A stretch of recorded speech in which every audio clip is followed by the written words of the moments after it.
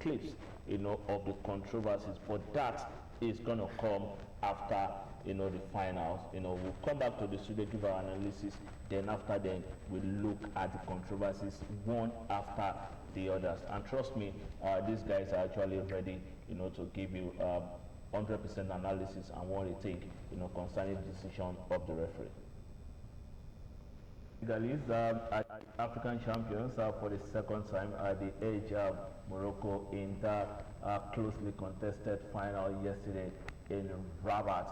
Guys, okay, before we actually let's talk about the quality of football, from both sides. Controversy aside, I personally think the Senegalese are the best side, and for them, for the boys to go into that hostile atmosphere and play their game, it says a lot about their mentality, Akim. Well, the composure was elite. We were already discussing that already off camera. I think they came in wanting to win, and they proved us all right. Those of us that believed in them. I think it's a sign that no matter who is at home, no matter how much of support they have at home, it doesn't really matter. When a strong team comes, they paste their stamp and let you know that we are here to win. And kudos to Mane. Probably that match would have been awarded to Morocco after the fact that they left the pitch because of whatever happens. And the fact that he stood by the team, we told them to come back and play and fight like a man, and then they did. And God of football, like I said, won yesterday. Sometimes God of football doesn't come to watch, but yesterday it was a very good view for all football lovers. At some point in my area yesterday, I was hearing people shouting "Go, go!" as if Nigeria was playing.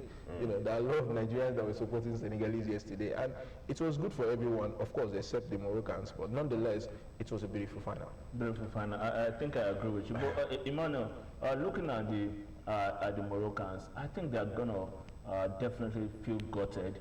They've came so close. The last time they won, probably 49 years ago, if I'm not mistaken. Yeah. But to get into finals and lose it in that manner, obviously a difficult pill to swallow. Well, they've been serving others those pill. Take for instance, in the semi-finals against Nigeria, Nigeria had the advantage, and we lost it. That was in the shootout. That was during the shootout. We had the advantage, and they came back, and then we lost out.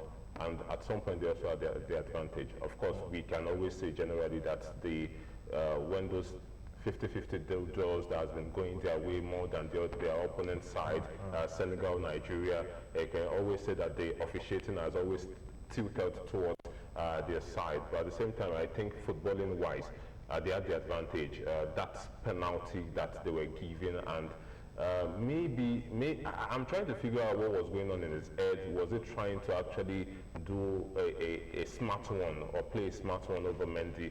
But for the Moroccans, it's a painful one for you to, because it seems like you were so desperate enough to lay your hands on that title, and it just slipped through your hand, even though it feels like you had a hand on it already, and before you know it, especially with that late penalty, it was just almost like the dying seconds of the game. Convert that, and you are almost over, and it's almost over. So for the Moroccans, I don't know. I think they will continue their trajectory of football development, because they already have the structures, they already have the system. Like you said the other time, imagine going to a facility that has 11 training pitches. So the template is there. It's just that this was the opportunity for them to lay their hands. And mind you, they were in the finals of the Women African Cup of Nations, where they lost to the hands of Nigeria as well. So no doubt, it's a bitter pill to swallow, because I think from the fans, they are saying to themselves that, okay, we've lost to Nigeria in the finals of the AFCON.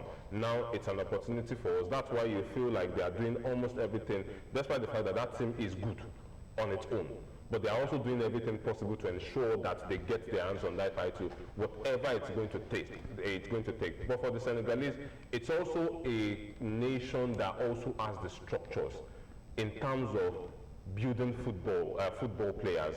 They have the system. They might not have the kind of facilities that Morocco has, because maybe South Africa. I don't think any other country on the continent will boast of what Morocco currently has at the moment. Not plenty countries in Europe. We can't even count 5. Yeah, in Europe that can boast of what Morocco has. But my issue is this: when I look at the Super Eagles, the way they prosecuted that semi-final, yes, the officiating, I think for me a little bit sketchy. But when I look at how the Senegalese, Hakim, approached this game, the number of chances they created, the opportunities that they had, that's a team that knows how to win a football game. I strongly believe that there is a team that knows how to play, and there's another team that knows how to win. But you don't, Hakim, 1 minute. You don't think that the Senegalese learnt from what happened against Nigeria? But Nigeria's Super Eagles did not learn from what happened to Cameroon. That's the difference. No, because the moment I agree with you that as you go upwards, like towards the final, it gets harder. I agree with you that they learned from what actually happened to the Super Eagles. I mean, we saw the Towell issue, the way they were trying to distract Mendy, and all of that. You know, but we also saw what the Moroccans did to Cameroon. I mean, we were able here debating that penalty to Mbeumo. You know, I think we didn't, maybe it's the mentality. Because I'm trying to look at that Senegalese side. This is a new coach, a different coach. After Aliou Cissé, they won with Cissé. Now they've won with the new coach. I think they got to 3 finals now of the last 4 AFCON, editions. But the Super Eagles, I can't count the number of coaches that they failed. I mean, every day we come, we talked about, they play good football, we are satisfied with that. I just think the mentality is missing. Yes, the talent is there, but you need something extra to get your team over the line, especially in major tournament. I strongly believe that when you are going to the major tournament, you don't have to play flamboyant football. But we didn't play flamboyant football in the semi-finals. So, we didn't play flamboyant football. And in this tournament, we've played 4 North African countries, and we won 3 out of 4. The other that we lost on penalties, which could have gone anyways, thanks to someone and what's it called? But with the way those guys. You also remember that we had our head coach coming out to say that he's not going to approach. I think you guys also mentioned it. That he's not going to approach this game the same way he has done the previous game, not because of tactics, but because of fatigue. I think that's also a factor. Eric Chow I'm not, Sheyi, hold on, just for a minute. Now, the thing is that the number of travels that we've had to make since we left the group stages, go back to face, travel back to face, and all of that. I'm just saying that there are a number of other factors. Hold on a bit. Senegal has looked at all of this, and they have learnt from it. Yeah, we will still talk about the Super Eagles campaign because, I mean, the NFF are about to decide the future of the head coach. But before then, let's quickly take reactions from the Nations Cup as well, because FIFA actually unhappy with what actually transpired on the pitch. Yes, they were unhappy. Almost everybody were unhappy, except for the Senegalese. So FIFA President Gianni Infantino was in the stand yesterday. He saw how the Senegalese team actually walked out of the pitch. After the referee awarded a late penalty against them. So now he slammed, the decision to walk away and all of that. And quite a number of people also, believe that maybe the Senegalese, shouldn't have actually staged a walkout. But as far as I'm concerned, I don't care. Senegals are the African champions, but FIFA president is actually complaining. He's saying what actually happened yesterday shouldn't have happened, but he also, he also congratulated, Senegal for winning, that tournament. After condemning their fans.